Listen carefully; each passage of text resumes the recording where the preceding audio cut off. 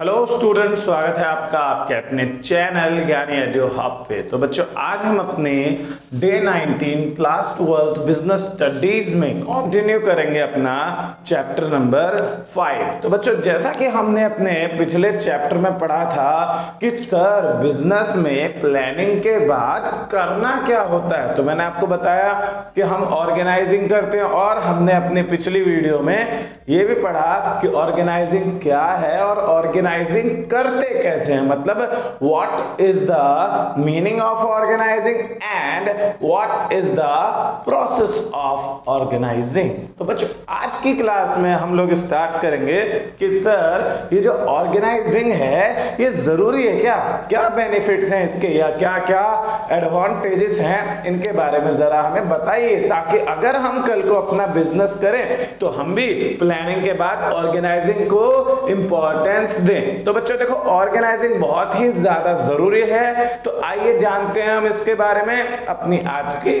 Class.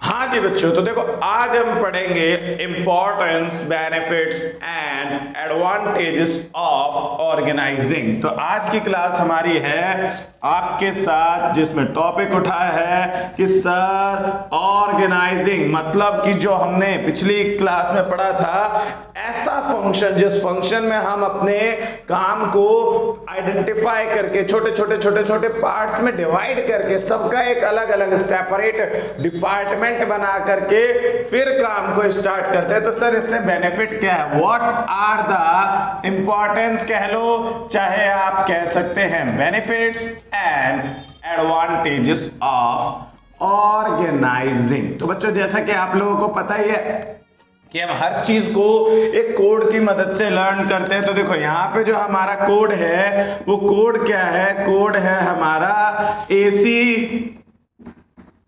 देरो BSc जो है, it is the code for learning the importance of organising. तो आइए इस कोड को हम पहले थोड़ा सा कर लेते हैं। देखो भाई, कोड में यहाँ पे लिख दे रहा हूं ACDERO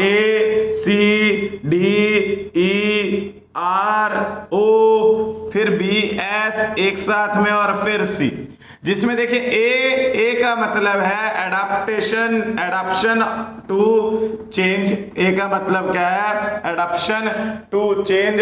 सी का मतलब है क्लैरिटी इन वर्किंग रिलेशनशिप, कि वर्किंग रिलेशनशिप में क्लैरिटी रहता है।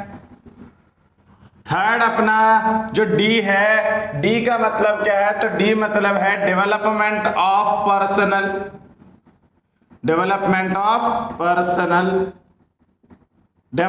ऑफ पर्सनल के बाद जो हमारा ई है, ई का मतलब क्या है, तो ई मतलब है expansion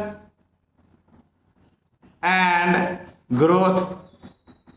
are means role clarity. ई ओ मतलब ऑप्टिमम यूटिलाइजेशन ऑफ रिसोर्सेस।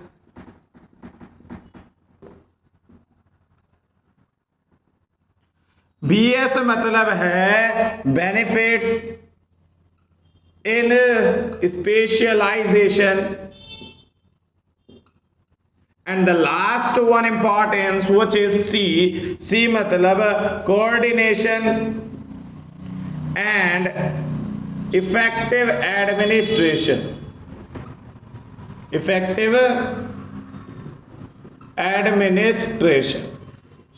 तो बच्चों देखिए, ये जो हमारा कोड है, कोड क्या है हमारा, तो भाई साहब ये हमारा कोड है ACDERO BSc। A मतलब adoption to change, C means clarity in working relationship, D मतलब development of personal, E means expansion and growth, R role clarity, O optimum utilisation, BS मतलब बेनिफिट्स इन स्पेशलाइजेशन और C मतलब coordination और and effective administration. तो ये तो था हमारा कोड। अब हम पढ़ेंगे इन सब के बारे में, देखो डिटेल में। देखो सबसे पहला मैंने आपको बोला एडॉप्शन टू चेंज। तो एडॉप्शन टू चेंज का क्या कहना है सर?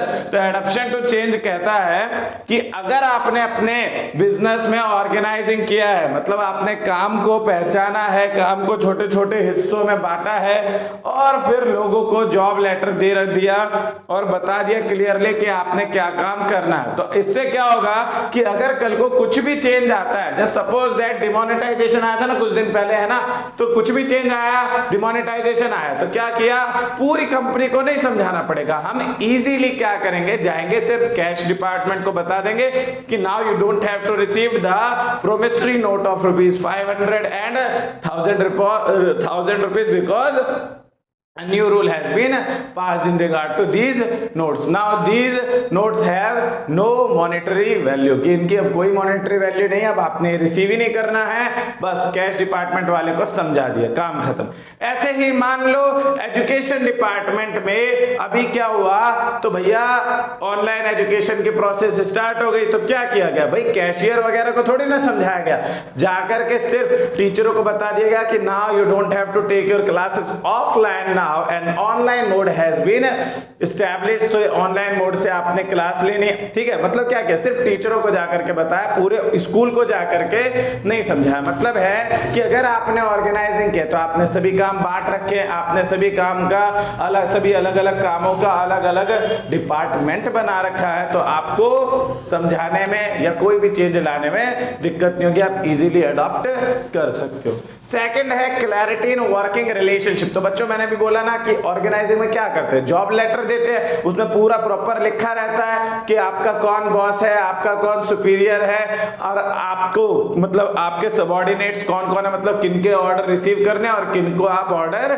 दे सकते हो, उसमें प्रॉपर लिखा रहता है, मतलब वर्किंग रिलेशनशिप क्लियर होती है। फिर है development of personal. Development of personal मतलब कि एक बंदा भाई साहब एक ही काम को कर रहा है, मतलब क्या है कि मैंने मान लो आपको मैंने अपने यहाँ पे जॉब दे दी, किसमें, मार्केटिंग डिपार्टमेंट में, आप 10 साल से मार्केटिंग का काम करो, तो क्या होगा कि आप मार्केटिंग के बहुत तगड़े एक्सपीरियंस होल्डर हो जाओगे। मींस क्या कि you have a broad knowledge about the marketing of my business, कि आपको मेरे बिजनेस का ही मार्केटिंग के बारे में पूरी नॉलेज हो जाएगी और फिर आप किसी भी नए बिजनेस की मार्केटिंग इजीली कर सकते हैं, मतलब आपका डेवलपमेंट हो रहा है। फिर एक्सपेंशन एंड ग्रोथ, मतलब कि ऑर्गेनाइजेशन को जब हमने डिफरेंट सेगमेंट्स में डिवाइड कर रखा है, तो हमारे हर एक एम्प्लॉइज इसी तरीके से, जैसे आप मार्केटिंग में क्या हो गए, एक्सपर्ट हो गए, ऐसे हमने हर एक को अलग अलग काम दे रखा है। तो we have a team of experts, कि हमारे पास एक्सपर्ट्स की एक टीम है, जिसकी वजह से we can easily make our growth, कि हम अपना ग्रोथ भी करेंगे,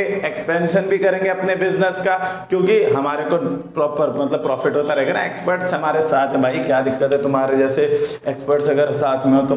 फिर अपना आता है आर मींस रोल क्लैरिटी, कि इसमें आपको प्रॉपर आपका रोल क्लियर होता है कि आपने कौन सी जॉब पोजीशन पे काम करना है, आपका काम क्या क्या है, आपने किस किस तरीके के फंक्शंस करने, आपने कितने से कितने टाइम तक हमारे बिजनेस में अपना सर्विस देना है, मतलब टाइम जैसे 9 से 5 की हो गई या फिर 1 से 10 की हो गई, इस तरीके से।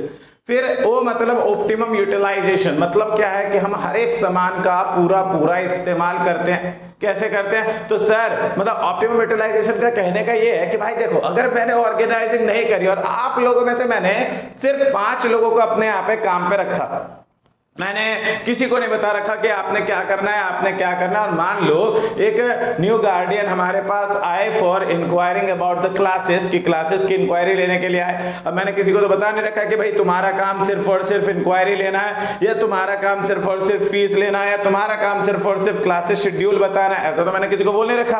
क्या हुआ, आप में से एक बंदा आया अंदर से घूम के, उन्होंने आके पूछा कि हाँ जी मैम बताइए, तो उन्होंने बोला कि sir we have to just enquire about the classes schedule. तो उन्होंने आपने क्या किया, आपने उनको बैठाया और आपने उन्हें क्लास का शेड्यूल समझा दिया। फिर आप मान लो थोड़ी देर के लिए आप मेरे पास आए, मुझसे बात कर रहे हैं, इतने में दूसरा बंदा उधर से आया, उसने भी आकर के वही चीज समझा दी उनको। मतलब क्या हो रहा है, एक ही काम बार बार हो रहा है। लेकिन अगर आपने ऑर्गेनाइजिंग कर रखे, आपने डेजिग्नेशन फिक्स कर रखे, आपने काम फिक्स कर रखा है कि ये काम यही बंदा करेगा, तो क्या होगा कि वो काम हमारा एक ही बार होगा, 2-2 बार या बार बार नहीं होगा। मतलब हमारे रिसोर्सेज जो है वो वेस्ट नहीं होंगे, हम हर एक रिसोर्सेज का उनका पूरा इस्तेमाल कर पाएंगे। फिर है बेनिफिट्स एंड स्पेशलाइजेशन, वही सेम चीज की एक ही बंदा बार बार एक ही काम को करेगा तो स्पेशलाइज हो जाएगा, स्पेशलाइजेशन बढ़ जाएगी उनकी। और C means coordination and effective administration, मतलब इसमें क्या है कि जब आपने भाई साहब ऑर्गेनाइजेशन में आपने क्या किया, आपने अपनी ये बड़ी कंपनी के 4 डिपार्टमेंट बना दिए। अब क्या हुआ कि मान लो कि ये 4 डिपार्टमेंट बना दिए, कौन कौन सा, प्रोडक्शन, सेल्स, एडवर्टाइजिंग और मार्केटिंग, क्या कहते हैं, फाइनेंसिंग डिपार्टमेंट बना दिया।